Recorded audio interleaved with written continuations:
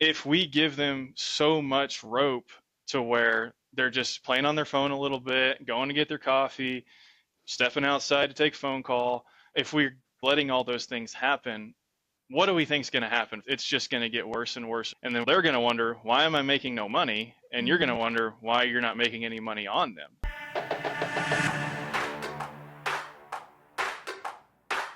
Do you struggle with onboarding new sales producers and getting them up and trained in selling? That's exactly what our guest Trent Finley shares with us today. His 10-day structured organized plan, and he walks you through every single day of what he has his new person doing, his expectations, and how he sets them up for success for the first 10 days of their career. With that being said, let's start the show. Hey, welcome to the Insurance Buzz. We are your hosts, Michael and Courtney Weaver. And today we have a very special guest with us today, Trent Finley. Trent, what's going on, buddy? Hey guys, how's it going? Man, I am super excited to have you on today. I think we're even more excited because we're going to be talking about onboarding new team members. And I think that is such a huge pain point, and you have a clear process around that. So that's really what we want to dive into, because you are, am I getting this right? Is he the top farmer's agent in Oklahoma. Number one farmer's agent in Oklahoma on the show today. Number one. Okay, I was like, before I say this, I want to make sure I get these stats right, but I'm pretty sure that you're number one in Oklahoma. Right now, anyway, we'll see. You see, the one thing I love about Trent is super humble. All right, Trent's super humble. But Trent, I want to get into this strategic 10-day onboarding plan that you have with new hires, because in my opinion, the first 90 days of someone's tenure with an agency is by far their most important tenure, because that's where they're either going to get set up for success and they're going to start seeing wins and stacking those wins, or they're going to struggle and more than likely not make it in the insurance industry because the industry is already tough enough. So I'd love for you to walk us through your 10-day strategic onboarding plan that's really helping you set your team members up for success. Yeah, absolutely. I would 100% agree with you. Those first 90 days are crucial. And I would say even more amplified, those first 10 days. How do you set your expectations? Because if you set your expectations low, then they're going to, give them an inch, they'll take a mile. And so that's where I really try to be really, really clear with what I want to happen, almost on an hour by hour basis. And the reason that I came up with this, and I had help putting it together from a lot of people that I respect and trust. And the reason I came up with it is actually because I was onboarding a lot of staff members, and I went to my wife who works in corporate America. I was like, I don't know why my team members are just not getting it. They're not getting the processes that I'm putting them through. And she's like, well, what are you doing in your onboarding? I was like, I don't know. I don't really know what I'm doing. and and so she was Wait, like, what onboarding? What onboarding? yeah, exactly. So I went to her and was like, well, if you know so much about onboarding, talk me through that.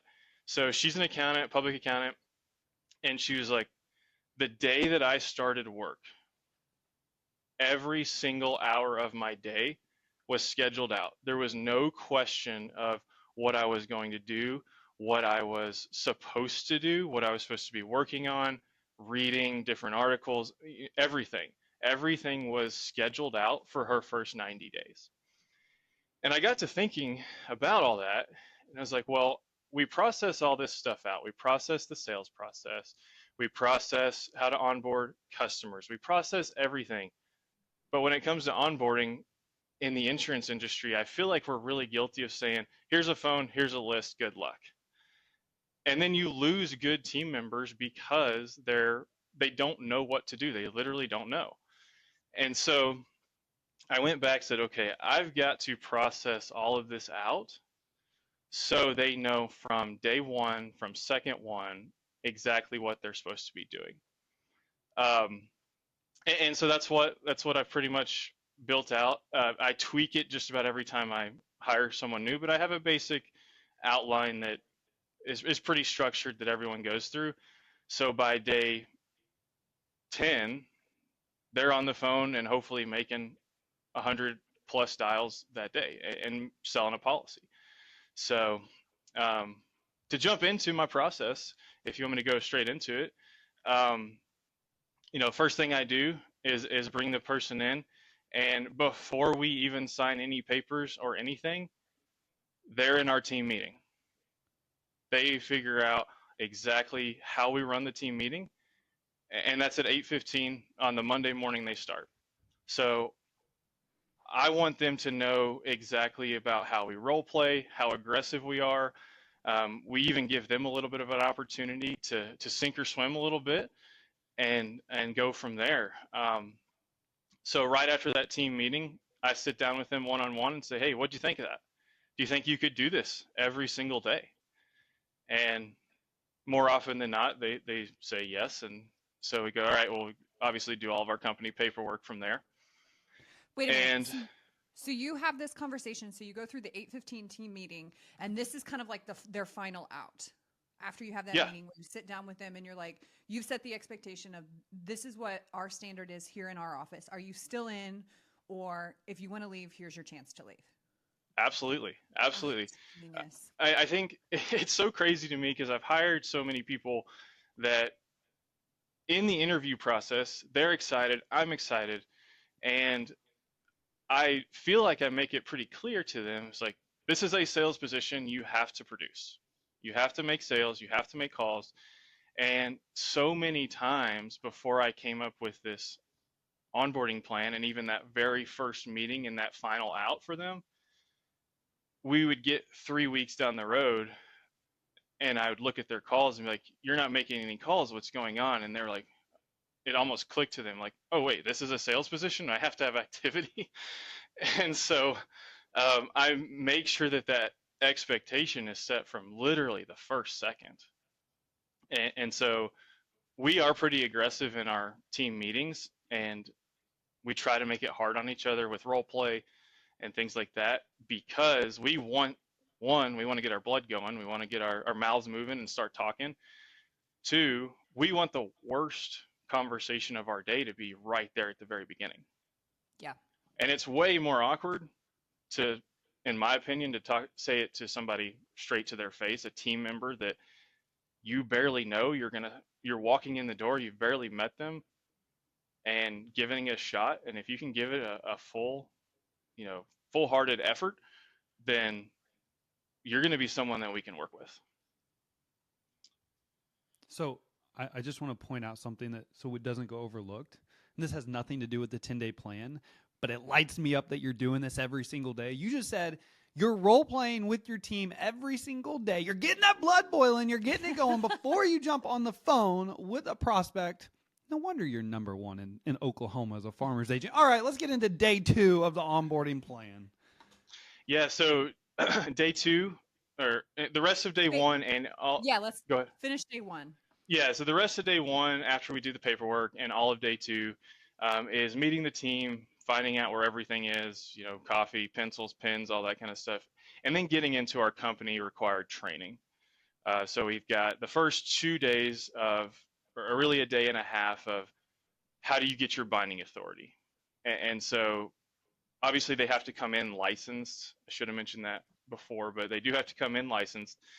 And then the company won't give you their binding authority till you do their training. So we want to knock that out in the first 2 days. Um, Occasionally it'll bleed over into a little bit of the third, but typically 2 days, that completely knocks it out.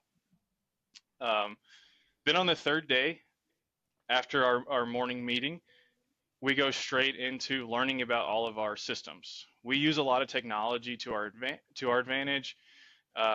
We use some, of course, the farmers provided CRM as well as outside CRMs, and we have a very intuitive phone system that we use, and so we make sure that they know everything about those, literally every single thing about, and that could take. Sometimes it can take a full day to learn all those things, depending on how many questions they have, and sometimes it could take just a morning. So after lunch on that third day, I give them a list of definitions and say, and it's a bunch of insurance terms. And what they have to do is call themselves and give all the definitions on there. There's about 50 terms. And I say, you cannot ask me, you cannot ask anyone in this office what these terms mean. You have to go use all of your resources, look online, look in the farmer system, look in some of the notes that we have available to you in our drive. Go use all of your resources and talk through each of these terms. So once they do that, they send me the recording and I go and listen to it and I find out, okay, where do they need support? Where do they need some help? Where are they really good? Where did they learn well during their licensing process? So that helps me out in as far as training them when it comes to actually talking about coverages with the customer. So that pretty much takes up day 3. Yes, go ahead. So you've set up, that's another hurdle that you've already put in place of like, here's another chance for you. If this is too tough, that you can opt out, and you can see that it's very obvious on, okay, am I willing to go find the answer instead of asking everyone else? Am I a self-starter? And then you can actually hear where they're running into issues. But I have a question, because you're bringing yourself into the equation and now you're saying, okay, I'm going to make sure and coach you, which I think is a thing when it comes to bringing a new person on. We almost want them to just have all of the answers. And there's a level of commitment that is required of us, the leader. My question to you is, how much time are you working with them? Does it go up every single day? How hands-on are you in this process? So for about the first week, the first 5 days, I kind of leave them to their own. I give them these things, I give them those definitions, I give them some leads to actually quote and go through the system. I want to see if they can figure it out themselves. Whenever I have a team of, even if you have a team of 2 people, anytime they have an issue and they run to you, that knocks you off of everything that you're doing. It takes 15 minutes to help them and then 15 minutes to get back into what you were doing. Well, there goes 30 minutes and now you've got another question coming at you. So I want them to be able to know where to click and find all of these resources, find things. And I also want them to know that I'm probably not the first person they should be running to. And we have an organization here that has to run, it has to function, and every time I get ran to and asked a question, it knocks me off. Or if I'm with that person, with somebody else, then it knocks me off of what I'm doing with them. So now when I am with them, I am very focused on them. But I want to see, can you use your resources? Can you handle technology? Some people just can't handle technology, and that's an out for them as well. Trent, I wish this would have been around. I wish we would have this I wish I would have 2014. Yeah, I would have heard what you're saying back in 2014, because I was definitely a control freak. I still am kind of a mini control freak, all right? Kind of. Wow. But I would be like so hands-on with them that I would give them all the answers, and then this is what I would call the hay effect, where they'd come in for the first 6 months, 12 months, 18 months in their career, and they're like, hey, Michael, hey, Michael, hey, Michael, hey, Michael, hey, Michael, hey, Michael. And I'm like, holy shit, there's too many hays going on. It's pulling me away from what I need to be doing every day. Are you going to tell the story of what you did to solve this problem? I will tell the story, and it probably wasn't the most professional way to handle this, but I actually created little note cards that said auto underwriting, auto service, fire underwriting, fire service, life underwriting, life service. So when they came in my door, because I didn't create self-starters like you did, Trent, when they came in my door and was like, hey, Michael, I got this question about whatever, I would reach over to one of the note cards of whatever it was, and I'd hold it up, and I'd be like, these are the people you need to contact. Probably not the best way to do it, but it did it did teach them that I was not the go-to person. You know what? This is genius, and I forgot that we did this. We should probably bring this back in our marriage. I should probably just start writing on note cards when you have a question to be like, "This is where it's at. It's on the second drawer in the pantry. You know where to find it. Come on now." Oh, Trent, I love what you're saying. Yeah, I do this too. Is so good. This is so much gold, because it really is. You're setting them up to find the answers and to kind of be their own agent in the agency, which is what you want. You want them to have empowerment and be able to find the answers and then use it to produce. So keep going on your plan. Yeah, absolutely. And it's definitely something that was born out of necessity, just because I was trying to hire and onboard a big team, and I literally had no time in the day to do anything. I was, you know, just always hands on with these people. And then what I would find out is I told them all of these things, and then 3 weeks later, they're asking me that same question. What I found out was actually making them do it is making them learn it as well. They're clicking around, they're finding out where we keep our company files, where we have different videos that I have literally walked through on how to run a quote, how to find a lead, how to navigate our farmer system. So they can always have access to those and know where to find them, so they don't have to ask me, hey, how do I convert this prospect into a customer, when it, that's not something that is productive for me. Okay, so we're on day 4. So we went through day 3 is where we have the 50 terms of insurance. You listen to the recording. Day 4. Yeah, so day 4, they're jumping into our script training. So we have a script, and there's on-demand videos and everything that we walk through, or that walks them through the script. That typically takes about 2 days, day 4 and day 5. And that's going to be everything they need to know about the script. There's different breakpoints within the day that they actually have to get up and go to each team member and say that part of the script. So what it also does at this point is it lets them build a relationship with those team members one-on-one.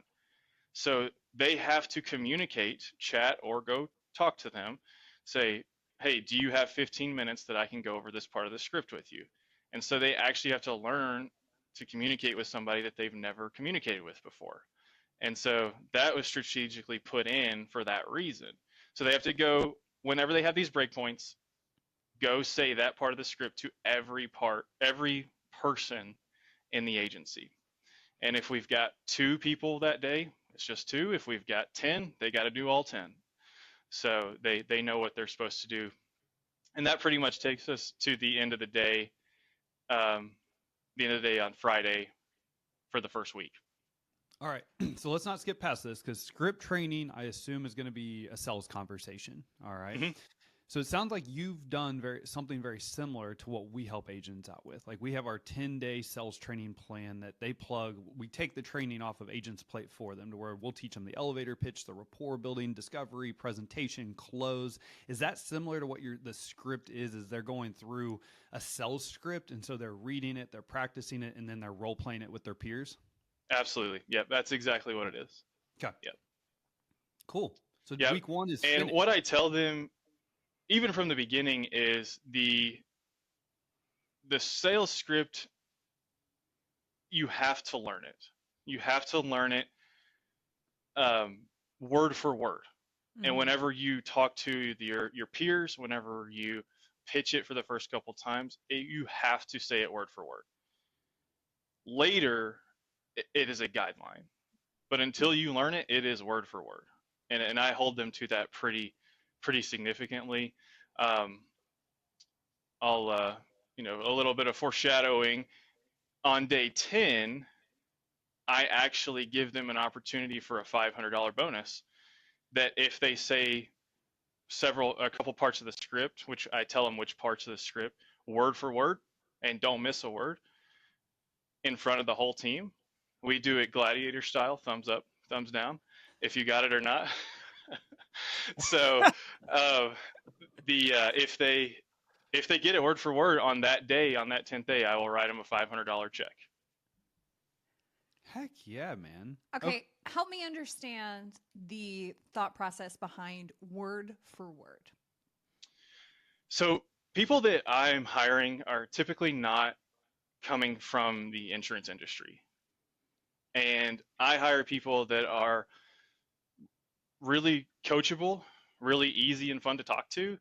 I always tell people young energy, like they're self-starters, they're motivated, they want to get into something new. And the they don't know what they don't know. And so that's why I want to hold them so accountable in the first couple of weeks, because once they do get on the phone, they're going to have objections. They're going to have somebody say something they've never heard before, and they need to know right where to get back into the script once they overcome that objection, or even as something as simple as rapport building. You know, they're building rapport and they get thrown off their talk path. Mm-hmm. They need to know right where to jump in. That's why it's so important to me in those first 2 weeks to memorize it. So whenever you are in the game and you play like you've practiced. Mm-hmm. So yeah, and you're preaching exactly what I'm preaching, Trent, because that's what we tell every agent that works with us at Weaver Sales Academy. That's why I tell everybody in most trainings is it's what you're providing your team, specifically your new hire, is consistency and clarity. And so if everybody on the team is having the same consistent conversation with every single customer, number one, that provides clarity in what is expected. But number two, it provides accountability. It provides personal accountability. It provides professional accountability. And more so, it provides the accountability for you to hold them accountable because you know exactly how they were taught. And so what you're doing is setting everyone up in your organization for success from the very beginning by making sure okay, we understand the systems. You understand insurance lingo. Also, here's the sales conversation that you're going to be having every single day, most days with customers. You need to become a master at it. You need to understand it word by word while you don't want them to sound like a robot. You're actually incentivizing them to really take a hold and take grasp and own this conversation. And by day 10, if they do this, they're going to get rewarded for that. Absolutely. Absolutely. You're talking to my sales trainer's heart right now, Trent. You are setting everyone up for success. This is an absolute huge missing point in most agencies. All right, this is a major, major pain point of getting new hires up and trained and being successful and holding them accountable, and you are knocking this out of the park. Like you are speaking our language because this is what we do for agents across the country. Like we enable them to have a plan that's consistent to where they don't have to do it. Now you've got a plan, you're doing it. A lot of agents don't want to do that, so that's why we do it for them. But man, this is awesome.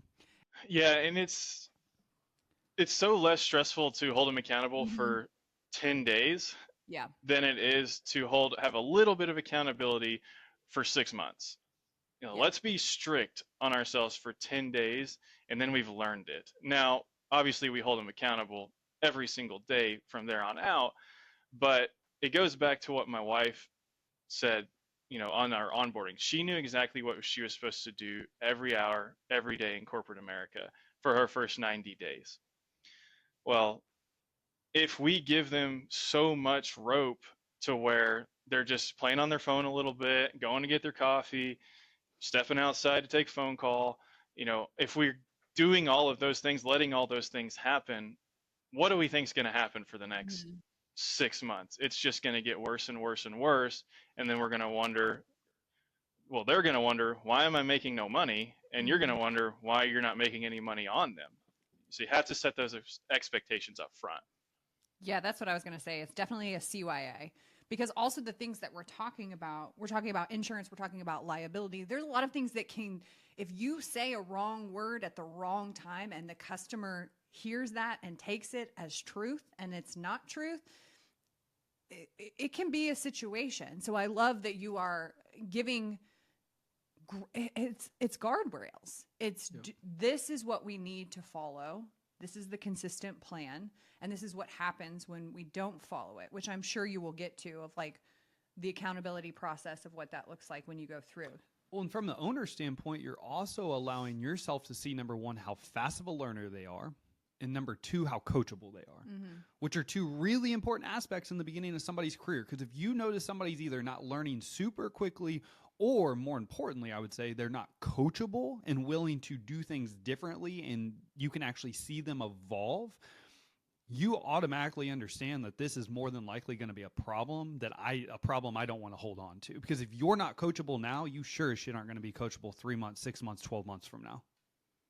Absolutely. And you can see a lot of that with this process. And I observe, it's not that I'm completely hands off. Like, I make sure that they have to research things, find things on their own, but I observe what they're doing, how they're spending their time.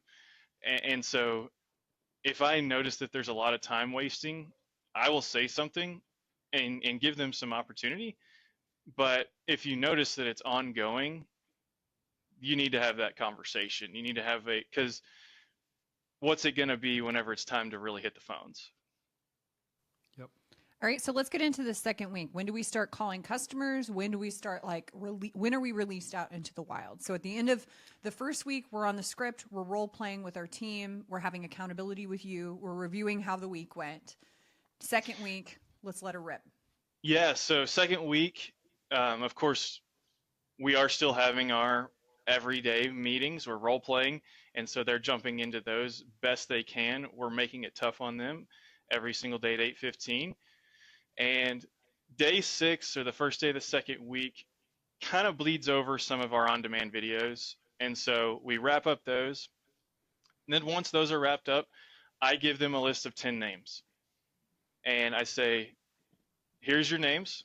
I need you to quote home, auto, umbrella, renters, and non-standard auto for all 10. And what that does is that gives them the opportunity to go through the system, learn how to quote, learn what liability limits are needed for umbrellas. I don't tell them. They they always have so much issues with umbrellas. Like, the umbrella won't quote. It says I don't have enough the correct limits. I say, well, you need to go figure out what that is. And so that's always a fun thing for me to watch them. See really can they problem solve? Can they figure out where things in the system are going wrong? And that typically does take a full 2 days to get those 10 quotes through. It is very, very slow. That's one thing that I did not plan for being slow when I first built out my 10-day plan. But now I do plan for a full 2 days of just getting 10 quotes done. So that pretty much takes us, to Wednesday of the second week, day 8. And on Wednesday, they take those 10 quotes and they use this sales script that we've gone over. They call themselves again on a recorded line, and they talk through it with nobody on the other line. Nobody's objecting. Nobody's asking questions. They deliver those 10 quotes. So they have to deliver the home, auto, umbrella, renters, and non-standard auto in every conversation. And once they're done, they send me those 10 conversations and I review them. That actually takes at least a full day, sometimes into the second day. They do want to, this is where I can really start seeing them grow. This is where I start to see they know they messed up on this spot. They want to go back and fix it. They want to start over. And I tell them, like, I don't need you to be perfect at this point. I just need you to have the right flow of things. And pretty much at this point, they're getting good. And then you can see a massive difference between lead number 1 and lead number 10. And that's what I show them on the 9th day. I show them we listen to their calls together. I say, you see how good you were on call 1, it was pretty rocky. Call 10, you did a great job. You knew what you were talking about. You didn't have pauses, breaks, and they like to see that tiny little bit of growth is just, it really propels them into, okay, I can do this. I know how to do this. I just got to stay the course, be consistent, and this is going to be something that I'm good at.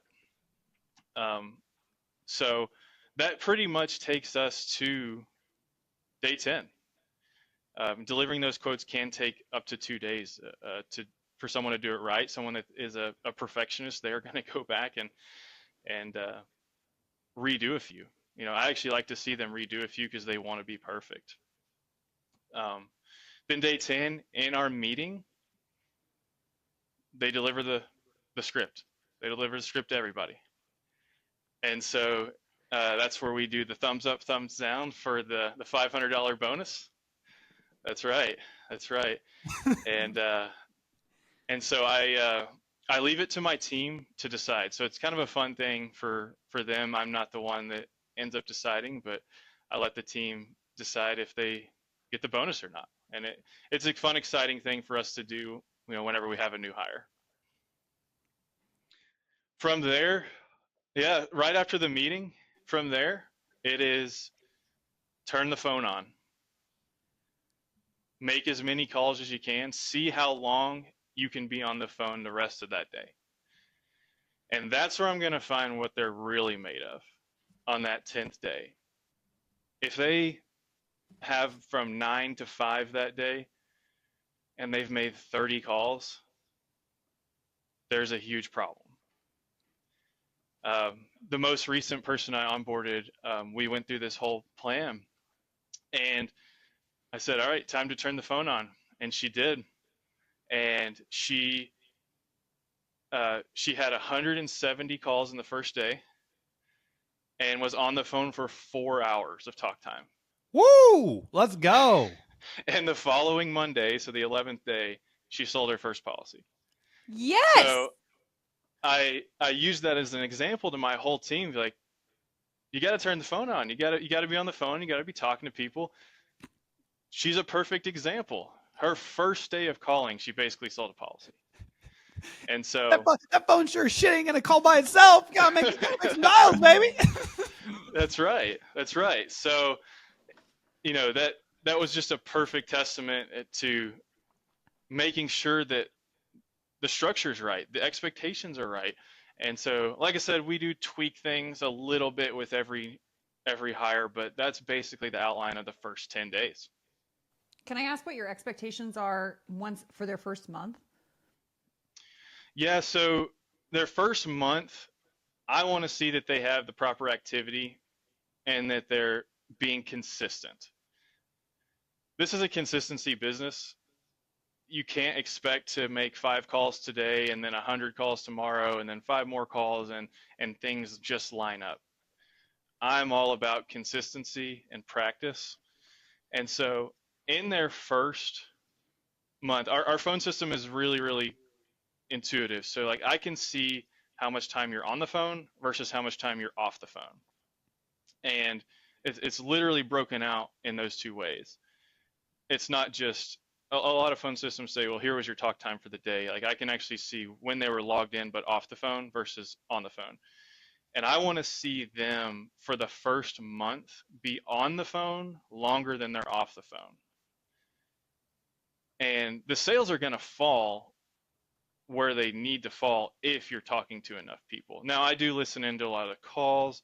I actually barge into active calls and I'll feed them lines to say, and what I'm looking for there is that they actually say the lines that I feed them. So to see if they're going to be coachable and say things that might be a little bit awkward talking to a customer just because you haven't done it before. So as far as like sales expectations in the first month, I don't really have them. I want to see that every single day you're talking more than you're not talking on the phone. Activity. So you are a very structured, data-driven guy. So I'm curious, in your day-to-day schedule, do you have time blocked out that is for reviewing calls or meeting with team? How is that set up so you make sure that you're connecting not only with your new producer that you're bringing in, but also the rest of your team? Yeah, absolutely. So 3 to 5 every single day is I'm in the office talking to my team only. I'm not talking to customers.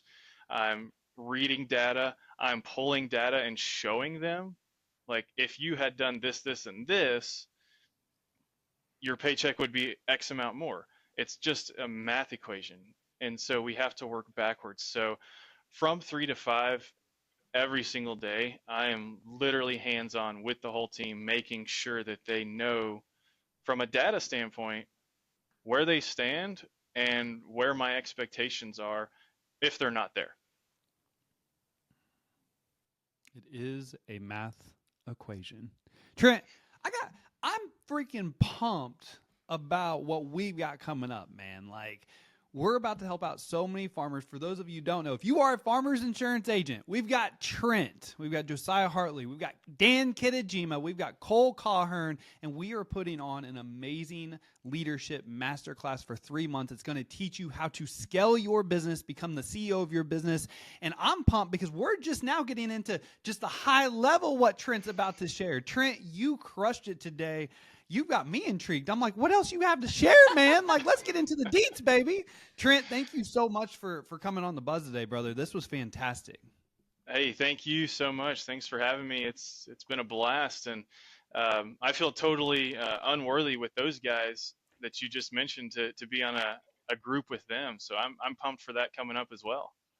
Oh yeah, man. We're it's gonna be a lot of fun, and We're really excited. we're super pumped about it. Trent, if someone wanted to just follow you, connect with you, work with you, reach out to you, like, what's the best way for them to do that? I'm on Facebook. You can reach me on Facebook, shoot me a friend request, and I'll be happy to share my email. It's just Trent@TrentFinleyInsurance.com. Email me anytime. I'm happy to help out where I can. Trent, So good. so good, man. You are hitting on the number one reason why new hires fail and why agency owners have a huge freaking struggle, and you're eliminating that from the very beginning. In my opinion, you're automatically the recipe you shared today. If someone listens to this, implements it, makes it their own, obviously you could team up with Weaver Sales Academy, and we can take care of the sales training for you. But if you do this, you're going to eliminate so many headaches within those first 2 weeks, and you're not only going to set yourself up for success, but the new hire up for success. So Trent, thank you so much for sharing this with us today. For all of those of you joining us today, thank you so much for joining us. As always, time and attention are by far our most important assets. We appreciate you spending it with us today on The Buzz. Go out and make it great.